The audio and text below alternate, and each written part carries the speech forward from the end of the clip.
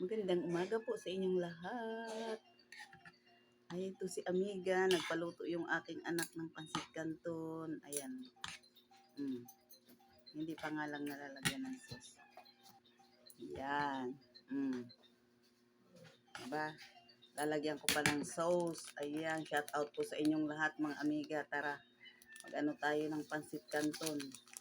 Wala nga lang na tinapay ngayon. Walang masarap to pag may bagong pandesal na mainit-init. Kaso wala. Kasi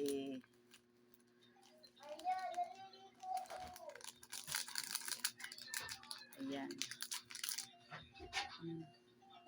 Saan ka punta? Ayan.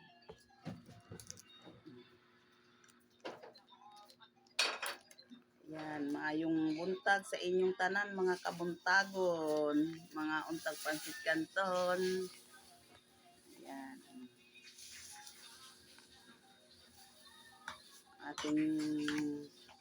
Ating almusal.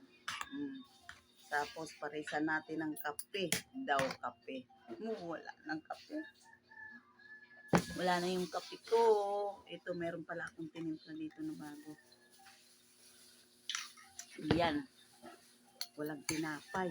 Pansit canton lang. Ayan.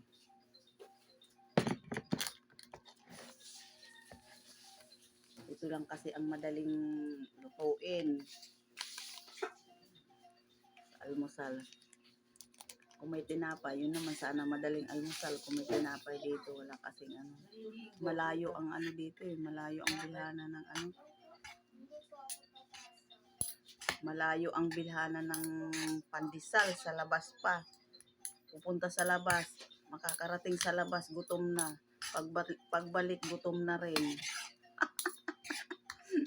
Malayo kami sa ano, sa hindahan, malayo ang kalsada. Nandito kami sa kasulok-sulukan ng mundo.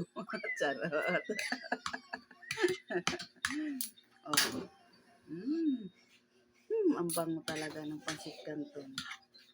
Halo-haluin ko muna bago hiwalayin to ng mga aking mga apo. Ayan. Kasi may mga pasok sila ngayon. Ayan.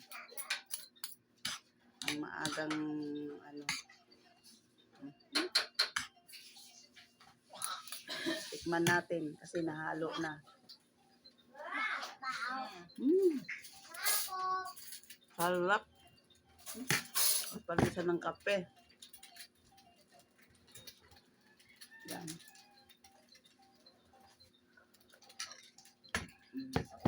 Ayan, salamat po sa panunod. May almusal na si Amiga. Almusal natin, pansit canton. Ayan, hindi na siya mainit. Hello! Tara, kain tayo po.